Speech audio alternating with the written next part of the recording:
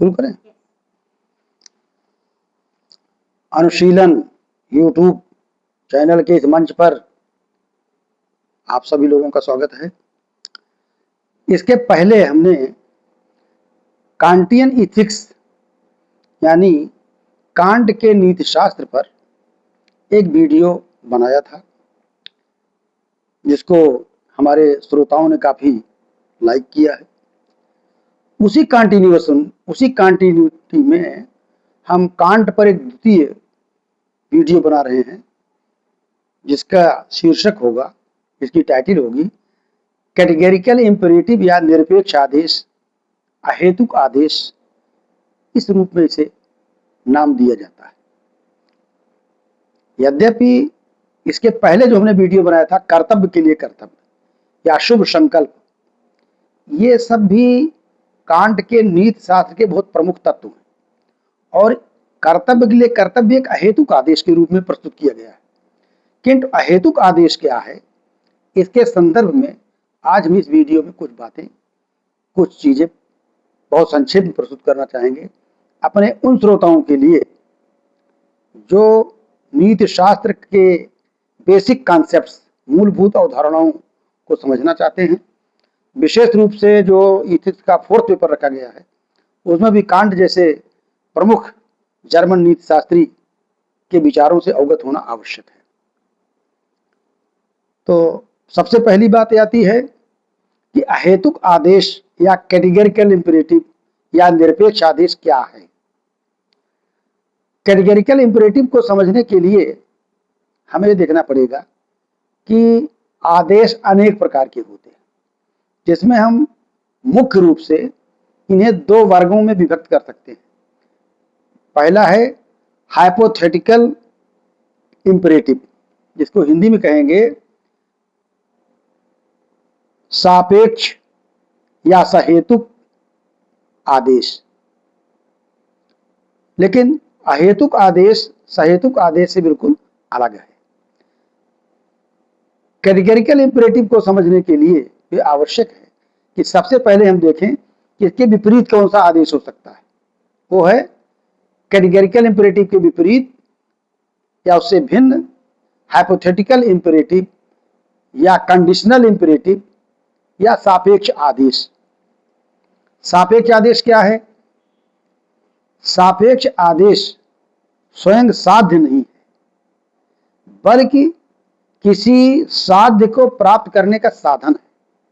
जैसे यदि आप धनवान बनना चाहते हैं तो अर्थशास्त्र के नियमों का पालन करो। यदि आप अच्छा स्वास्थ्य प्राप्त करना चाहते हैं तो स्वास्थ्य विज्ञान के नियमों का पालन करो। यहां पर आदेश है नियमों का पालन करो, स्वास्थ्य विज्ञान के नियमों का पालन करो। क्यों? किस साध्य की प्राप्ति के लिए, किस लक्ष्य की प्राप्ति के लिए? वो लक्ष्य है स्वस्थ होना, sound mind in sound body. स्वस्थ शरीर में स्वस्थ मस्तिष्क का निवास होता है। तो अगर आप स्वस्थ रहना चाहते हैं मेंटली फिजिकली, तो स्वास्थ्य विज्ञान के नियमों का पालन करिए। अब उसके जो भी नियम हैं उनकी व्याख्या करने के यहाँ अवसर नहीं है। इसी प्रकार यदि आप बहुत प्रॉस्परस होना चाहते हैं, आर्थिक रूप से संपन्न होना चाहते हैं, जो अर्थशास्त्र के नियम हैं, बचत कैसे होगी, इन्वेस्टमेंट कैसे होगा, इन सब के नियमों का पालन करिए। तो यहाँ पर धनवान होना साध्य है या स्वस्थ होना साध्य है, और नियमों का पालन, आदेश का पालन उस साध्य को प्राप्त करने का एक साधन है।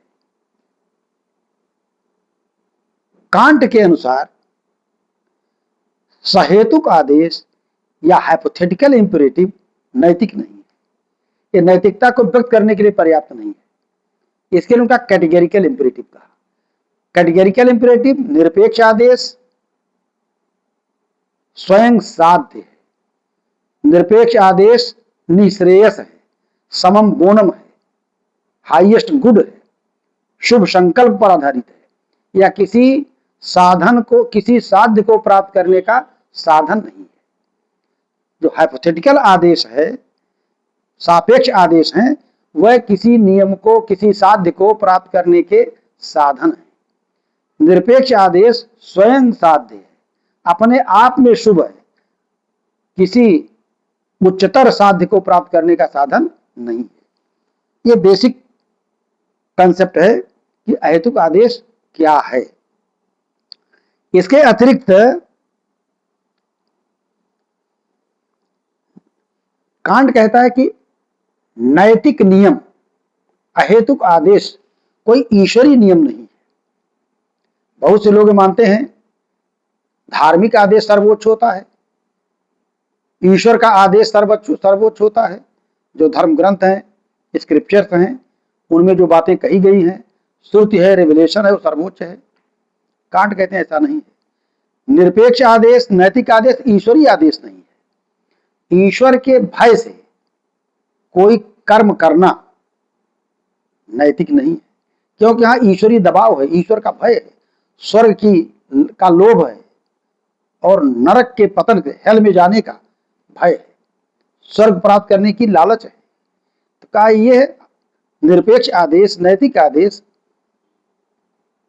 न तो ईश्वर के भय पर आधारित है, न किसी लोक पर आधारित है,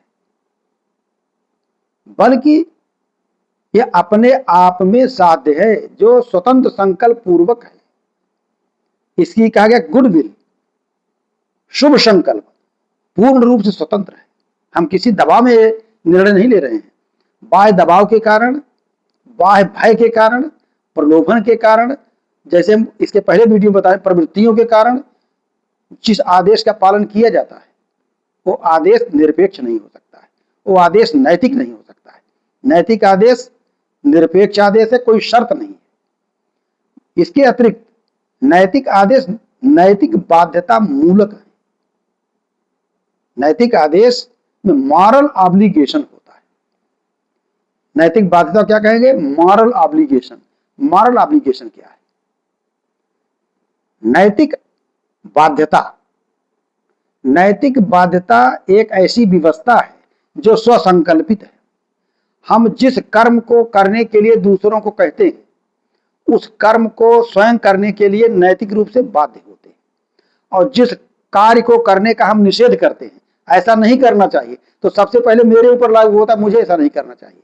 एक उदाहरण हम आपको दे रहे हैं, खासतौर से विद्यार्थियों के लिए, कि जैसे हमने कहा कि सिगरेट पीना स्वास्थ्य के लिए हानिकारक है, डोंट स्मोक, तो सबसे पहले मेरे ऊपर लागू होता है, मैं स्मोकिंग बंद करूं। ये नैतिक बाध्यता है। अगर हम मॉरली आपको कह रहे हैं कि सिगरेट पीना बुरा है, शराब पीना बुरा है, चोरी करना बुरा है, तो सबसे पहले मुझे इसे अपने ऊपर लागू करना चाहिए। क्यों? कि जो चीज हम आपको रोक रहे हैं, जिस चीज का निषेध कर रहे हैं, उसका स्वयं पालन करने के लिए हम नैतिक रूप से बाध्य हैं, चाहे वो पॉजिटिव हो चाहे निगेटिव हो। तो categorical imperative has moral obligation. Categorical imperative में नैतिक बाध्यता होती है। इसके अलावा कैटेगरिकल इंपेरेटिव या निरपेक्ष आदेश सार्वभौमिक आदेश है। कोई अपवाद नहीं है, सबके लिए समान रूप से लागू होगा। ऐसा नहीं कि मेरे लिए नैतिक आदेश है और दूसरों के लिए नैतिक आदेश ना हो, किसी कर्म का करना, किसी चीज का पालन करना। अगर हम कह रहे हैं कि दान देना चाहिए, तो ये सबके लिए लागू हो रहा है। चोरी नहीं करनी चाहिए, आत्महत्या नहीं करनी चाहिए, गरीब और असहाय मनुष्य की मदद करनी चाहिए, अपने वचन का पालन करना चाहिए। ये जितने भी आदेश है सार्वभौमिक है। This is not for one person, one individual, for all. तो नैतिक आदेश, मतलब निरपेक्ष आदेश नैतिक बाध्यता मूलक होने के साथ साथ सार्वभौमिक है। सार्वभौमिक इसलिए है कि यह व्यावहारिक बुद्धि का आदेश है। और रीजन क्या है? मनुष्य की रीजन क्या है? Practical reason. रीजन यूनिवर्सल है। यही रीजन में और एक्सपीरियंस में अंतर है। बुद्धि में और अनुभव में ही बेसिक अंतर है। अनुभव विशिष्ट होता है। हमारा इंद्रिय अनुभव जो होता है, अनुभव से केवल विशेषों का ही की प्रतीत हो सकती है। बुद्धि मनुष्य में व्याप्त ऐसा तत्व है जो यूनिवर्सल है, सार्वभौम है। इसलिए बुद्धि का आदेश होने के कारण निरपेक्ष आदेश सार्वभौमिक है। निरपेक्ष आदेश प्राग अनुभविक है, नॉट डिपेंडेंट ऑन एक्सपीरियंस, किसी अनुभव पर आधारित नहीं है, प्राग अनुभविक है। इसके अलावा ये निरपेक्ष आदेश तथ्यात्मक नहीं है, कोई वस्तु नहीं है, कोई वस्तु तथ्य नहीं है, एक आदर्श है, जीवन में प्राप्तव्य एक आदर्श है। इसलिए नैतिक आदेश शुभ संकल्प पर आधारित स्वतः साध्य है। तो नैतिक आदेश के बारे में कुछ आलोचनाएं प्रत्यालोचनाएं हैं, जिन पर डिटेल में चर्चा करना तो संभव नहीं है। कुछ लोगों ने यह कहा कांट का जो ये निरपेक्ष आदेश है ये केवल सैद्धांतिक है, फॉर्मल है, व्यवहार में अनुकरणीय नहीं है, और कांट का जो शुभ संकल्प है, गुडविल है, वो ऐसी विल है, Kant's goodwill is will that wills nothing. Kant की सदिच्छा ऐसी इच्छा है जो कोई इच्छा ही नहीं करती। इस प्रकार की तमाम आलोचनाएं प्रत्यालोचनाएं हैं कांट में। कांट में एक और कंसेप्ट आया हॉली विल। निरपेक्ष आदेश तो शुभ संकल्प संबंधित है, हॉली विल में शुभ संकल्प है तो, लेकिन उसमें एक अन्य चीज कर्तव्य के अलावा आनंद तत्व जुड़ा हुआ है।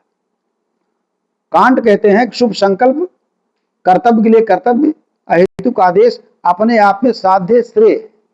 तो आनंद क्या है? आनंद पवित्र संकल्प पर आधारित है, संपूर्ण श्रेय पर आधारित है। कर्तव्य के लिए कर्तव्य और अहेतुक आदेश ये संपूर्ण श्रेय नहीं है। जब संपूर्ण श्रेय अंतिम अवस्था में संपूर्ण श्रेय हो जाता है तो इसमें कर्तव्य के साथ साथ श्रेय के साथ साथ आनंद तत्व भी शामिल हो जाता है। अब यहां पर एक प्रॉब्लम आती है कांट में, यहां श्रेय में और आनंद में द्वैत है। आनंद और श्रेय में क्या संबंध है इसको कांट ने स्पष्ट नहीं किया है, इसलिए उनके आलोचकों ने इस पर आपत्ति किया है कि श्रेय और आनंद दोनों एक हैं कि अलग अलग हैं। तो कांट तो श्रेय कहते हैं गुडविल को, हेतुक आदेश को, और कहते हैं पवित्र संकल्प है। आनंद पवित्र संकल्प संबंधित है। तो पवित्र संकल्प संबंधित आनंद में और गुडविल से संबंधित कर्तव्य की चेतना में अहेतुक आदेश में क्या संबंध है इसका स्पष्ट विधान नहीं है। इसके विपरीत भगवत गीता को देखिए आप, गीता की तुलना कांट से की जाती है। गीता में श्रेय और आनंद में मतलब अभिन्नता है। गीता कहते श्रेय ही आनंद है, आनंद ही श्रेय है, आनंद और श्रेय अलग अलग तत्व नहीं है। तो कांट में द्वैतवाद सब जगह मिलता है, एथिक्स में भी है, वो श्रेय और आनंद में गुडविल और हॉलीविल भी द्वैत करता है। भगवत गीता में आनंद और श्रेय दोनों अभिन्न है, में दोनों में अभेद है, तादात्म्य है। तो गीता में आनंद और श्रेय की अच्छी व्याख्या की गई है। बोथ आर द सेम, आनंद ही लक्ष्य है, आनंद ही श्रेय है। परम शांतिम अधिगच्छति, वो शांति क्यों प्राप्त करता है? आनंद के लिए, फॉर कंप्लीट ब्लिस। तो आज इस वीडियो में इतनी ही बात करेंगे। नेक्स्ट वीडियो में हम कांट ने अहेतुक आदेश को व्यक्त करने के लिए 5 सूत्रों का विधान किया है, उन सूत्रों की भी व्याख्या नेक्स्ट वीडियो में हम करेंगे। धन्यवाद।